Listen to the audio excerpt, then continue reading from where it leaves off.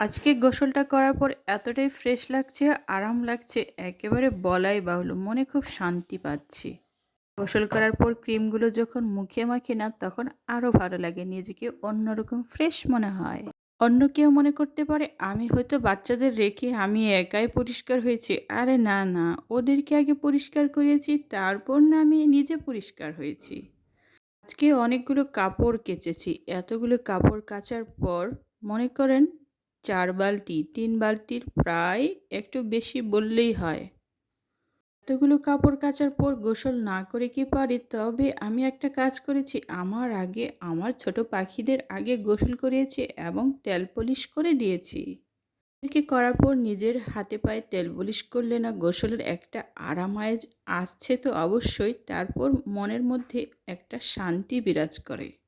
শান্তির জন্য তো গোসলটা, তাই না? সৃষ্টিকর্তা আমাদেরকে বলেছে গোসল করলে অনেক আরাম পাওয়া যায়। এই আরামের জন্যই তো মানুষ প্রতিদিন গোসল করে, কষ্ট করে।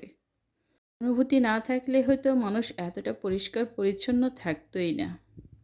চুলগুলো আজকে শ্যাম্পু করিনি, করেছিলাম মাত্র ১ দিন আগে। কারণ এতদিন পর শ্যাম্পু করলে হয় কি, প্রতিদিন করলে চুল পড়ার সম্ভাবনাটাই বেশি। কারণ আমার চুলটা বেশি ড্রাই হয়ে যায়।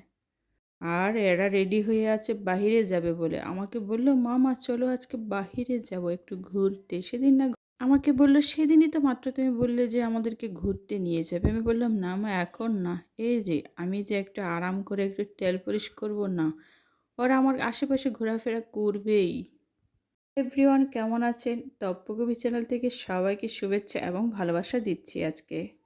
আজকে সকাল সকাল আমাকে রোজ বলল আজকে নাকি সে হলুদ ভাত খাবে। হলুদ ভাত খাওয়ার জন্য কি কি লাগে সে সব কিছু আমাকে রেডি করে দিবে। সে এখন ছোট ছোট কাজে আমাকে অনেক হেল্প করে। কারণ ছোট ছোট কাজ করলে ওর নাকি অনেক ভালো লাগে, মনে হয় আমি মাকে হেল্প করতে পেরেছি। যাই হোক, ওর জন্য তো হলুদ ভাত অবশ্যই রেডি করতে হবে। হলুদ ভাত রেডি করার জন্য আমি বললাম, ঠিক আছে, তুমি যেহেতু হলুদ ভাত খাবে সেহেতু তুমি একটু খেলাধুলা করো, তারপর আমি ডাকলে তারপর খেতে আসো। প্রতিদিন সকালে আমাদের বাড়ির উঠোনে ঠিক এইভাবে অনেকগুলো কাপড় ঝুলে থাকে। কোথায় ভিডিও করব? সেখানেই তো ভিডিও করতে হয়। যেহেতু বাসায় ছোট ছোট বাচ্চা আছে, এইভাবে অনেকগুলো কাপড় থাকবে, এটাই স্বাভাবিক। আর দেরি না করে ওর জন্য হলুদ ভাত রেডি করার জন্য প্রস্তুত হলাম ওকে দিব বলে। শুধু ওকে বললাম, একটু ধৈর্য ধরে বসো মা, আমি তোমার জন্য অবশ্যই রেডি করে দেব। বাচ্চাদের আবদার তো বাবা মারাই কষ্ট করে হলেও পূরণ করে, তাই না? আর এইটা কি কোনো কষ্ট হলো? বলল, মা মা আমার না খুব খিদে পেয়েছে, তুমি আমাকে তাড়াতাড়ি দাও। তার প্লেটটা ধুয়ে আমি ওর জন্য হলুদ ভাত রেডি করেছি, আর কিছু আলু দিয়েছিলাম আর টকটকে লাল মরিচ। আমার লাল মরিচগুলো একটু কাঁচাই ছিল, কাঁচা তবে পেকে গিয়েছিল। এই জায়গায় শুধু আমি ওকে বলেছিলাম, মা তুমি একটু ক্যামেরাটা ধরো তো, তোমার হলুদ ভাতটা আমি একটু ভিডিও করে নিই, তোমার এত সুন্দর হলুদ ভাত তোমাকে দিব। আজকে কালারটা অন্যরকম সুন্দর হয়েছে। আর কুচি কুচি করে একটু আমি ছোট আলুগুলোও দিয়েছিলাম যাতে ওই মজা করে খাই। সাথে দিয়েছিলাম ডিম ভাজি। শুধু ওকে বললাম, চলো একসাথে বসে খাবো। একসাথে বসে খাওয়ার মজাই আলাদা। একা খেলে খাওয়ার রুচি কম হয়। এতগুলো জিনিস টেবিলের উপর পড়েছিল। সকালে আমি বাচ্চার বাবাকে রেডি করে নাস্তা দিয়েছিলাম, সেই কারণে টেবিলে এতগুলো জিনিস এখনও পড়ে আছে। আমি বললাম, তুমি এখন লক্ষ্মী মেয়ের মতো হাতটা ধুয়ে সুন্দর করে বসে পড়ো আর আরাম করে খাও। খুব মজা হয়েছে আজকের রান্না।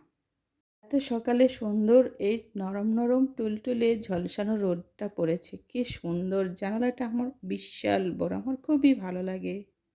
এই বাসার একটা ধরন আছে যে জানালাগুলো বিশাল বড় বড়। একটা বাসার ভিতরে জানালা বড় থাকলে না মনের খুব তৃপ্তি পাওয়া যায়। পর্যাপ্ত পরিমাণে বাসার ভিতর আলো বাতাস ঢুকতে পারে আর বাসাটাও খুব আলোকিত মনে হয়। এইভাবে এখন ওকে আমি খেতে দিয়েছি। ওই বলছে, মা মা এত মজা হয়েছে তোমার রান্না, আমার খুবই ভালো লাগছে।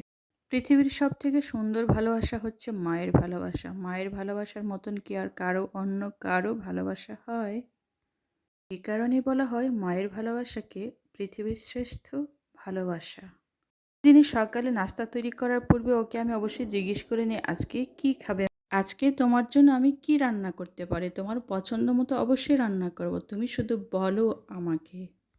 এসব প্রশ্ন করার মানে হচ্ছে ওদের অপছন্দ মতো রান্না করলে ওরা খাবার খেতে চায় না, আমার ডাবল পরিশ্রম হয়ে যায়। মায়ের অফুরন্ত ভালোবাসা তো অবশ্যই সাথে আছেই, তার সাথে এই ধরনের প্রশ্ন থাকাটাই স্বাভাবিক। আমি মনে করি যেটা বাচ্চাদের রুচিমতো রান্না করে দেওয়াটাই আমার সবথেকে বেস্ট হবে। কেননা ওদের খাবার তৃপ্তি দেখে আমার অবশ্যই আত্মতৃপ্তি হয় এবং ভালোও লাগে। মনে হয় আমার রান্নাটা সার্থক হয়েছে। এভাবে আমার প্রতিদিন সকালটা অনেক সুন্দর কাটে এবং ভালোও যায়। সকালটা সুন্দর করার জন্য অবশ্যই বাচ্চাদের অবদান তো আছে, ওদের সুন্দর সুন্দর মুখ আর সুন্দর সুন্দর গলার স্বর তো অবশ্যই আছে। জীবন চলে আসলে গতিতে, গতিতেই জীবন। স্থিতেই হচ্ছে আপনার সুন্দর জীবন নয়, গতিতেই হচ্ছে সুন্দর জীবন। সুন্দর জীবনটা পরিচালনা করার জন্য আর ছোট ছোট সুন্দর সোনামুখগুলোর চেহারাটা অবশ্যই আছেই। এর সাথে সময় কাটানো মনে হচ্ছে আমার সবথেকে ভালো সময় এবং সুন্দর মুহূর্ত। এদিকে টুকটুকিকে আমি কিছু ডিম সিদ্ধ খাওয়ালাম আর কিছু পানি। টুকটুকি ডিম সিদ্ধ খেতে চায় না, কিন্তু আজকে ডিম সিদ্ধ ওই ভালোই খেয়েছে। আজকে তো আগেই দিয়েছিলাম ডিম ভাজি আর ওর পছন্দের হলুদ ভাত। এই জিনিসটা ওর খুবই পছন্দ সকালের দিকে নাস্তা। যদিও রুটি অনেক পছন্দ করে, তারপর আজকে রুটি করিনি, সকালে অন্য কিছু করেছিলাম, এগুলোই দিয়েছি। আমাকে বলছিল, মা তুমিও চলে আসো আমার সাথে, একসাথে বসে খাও, কারণ আমার একা একা লাগছে। আমিও আমার প্লেটটা সাজিয়ে ওর কাছে বসলাম, বলে চলো এখন দুজন হয়ে গেছি, এখন খাবার মজাটাই হবে অন্যরকম। টুকি তো সারা ঘর হেঁটেই চলছে, আমি আমার ডিমের ভাজিটাকে দেখাচ্ছি আর সকালে মানে গত রাতের কিছু ছিল তরকারি, সেটা দিয়ে খাচ্ছি। এগুলো খাওয়ার মজাই আলাদা। এখন তো তরকারিগুলো খুব একটা বাসিও হয় না, যার কারণে রাতের তরকারি এখন খুব সুন্দর আরামায়েশে খাওয়া যায়। সকালে ভালো করে চাল দিয়েছিলাম, মানে গরম করেছিলাম, গরম করাতে খাবারটা খেতে খুবই মজা হয়েছে, কারণ ঝোলগুলো প্রায় শুকিয়ে গেছে আর শুকনো শুকনো। সকালের এমন খাবারগুলো খেতে না আমার খুবই ভালো লাগে, তার সাথে আবার বাচ্চাদের সাথে, তারপর আবার এত সুন্দর রোদ্দুর। এখনের আবহাওয়াগুলো খুবই আরাম। খাবার পর টেবিলটা অনেক সুন্দর করে মুছে নিলাম, যাতে কোনো ময়লা লেগে না থাকে।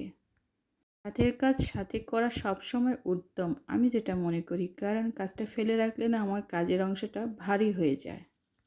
এই চিন্তা থেকে আমি সবসময় একই সাথে কাজগুলো করে থাকি, যাতে আমার কাজের প্রেশারটা কম হয়। টেবিলটা সুতি কাপড় দিয়ে মুছলে টেবিলের অংশগুলো পানি থাকে না, আর সব পানিটা একেবারেই শুষে নিয়ে যায়। টেবিলটা হলো আমার পরিষ্কার। এখন প্লেটগুলো আমি আস্তে আস্তে সুন্দর করে পরিষ্কার করে নেব। খাবারের পর্ব শেষ। সকালে আমার এখন আমি বই নিয়ে বসলাম ওদেরকে পড়াশোনা করব বলে। ওদের সাথে পড়াশোনা আমারও হয়, কারণ ওদেরকে পড়াতে পড়াতে আমারও পড়াশোনা কেমন যেন মুখস্থ হয়ে যায়। আর ছোটটা আমার এতটাই দুষ্টু, সুযোগ পেলে দিদির বইয়ে কিছুটা ওই আঁকাআঁকি করবে, কলম পেলে এত সুন্দর করে লেখে, না জানি কত পড়াশোনা করে সে। কিচ্ছু লাগে না, বই তো এখনো পড়া হয়নি তাই না, খাতা আর সুন্দর একটা কলম পেলেই হলো। একসাথে দুজনকে পড়াতে বসলে একটু তো ঝামেলা হয়ই। মায়ের কাছে আবদার করে বসে আর আদর চাই, দিদি কেন ওকে এমন করলো। আসলে দিদি একেবারেই পছন্দ করে না ওর বইয়ে, এত সুন্দর বইয়ে কলমের কালি লেগে যাক। দিদির ইচ্ছে হচ্ছে সবসময় বইটা সুন্দর আর ফ্রেশ রাখবে, কোনো কলমের দাগ থাকবে না, একেবারে নতুন ফ্রেশের মতো। এই ধরনের মনোভাব থাকা ভালো, কারণ বই পড়লে বইটাতে শান্তি পাওয়া যায় আর ফ্রেশ মনে হয়। দিদি তো চলে গেছে অন্য টেবিলে, এখন ওই নিজে নিজে পড়বে, আর ওর জন্য শুধু আমি পেজ উল্টিয়ে উল্টিয়ে দিচ্ছিলাম, ওই নিজে কলম আর খাতা দিয়ে কত মনোযোগ দিয়ে লিখছে। এটাই হচ্ছে আমার টুকটুকির পড়াশোনা। টুকটুকি ঠিক এইভাবে পড়াশোনা করতে পছন্দ করে, মনে করে যে আমিও দিদির মতো করে পড়াশোনা করছি, দিদি শুধু পড়বে আমিও পড়ব। স্কুলে যাওয়ার সময়ও দিদির পিছু পিছু হয়। যদিও স্কুলে যাওয়ার সময় হয়নি, তারপরও সে সবসময় দিদির পিছু পিছু হয়, যদি সে স্কুলে যেতে পারে। দিদির কাঁধে ব্যাগ দেখলেই সে চলে যায় দিদির কাছে, আর আগে আগে গেটের কাছে দৌড়ে চলে যায়। দিদি বলে, তুমি থাকো, আমি স্কুল থেকে এসে আবার তোমাকে কোলে নেব। আজকে কি সুন্দর রোদ্দুর পড়েছে, অনেকগুলো কাপড় কাচার কথা, এতগুলো কাপড় কাচবো, সত্যি আমার কেমন আলসি লাগছে। তবে জানি আমার আলসি দিয়ে কিচ্ছু হবে না, কারণ আমি আগে অনেকগুলো কাপড় ভিজিয়ে রেখেছি হুইল পাউডার দিয়ে। কী করে পাউডার দিয়েছি? যাতে করে কোনো ধরনের ময়লা না থাকে।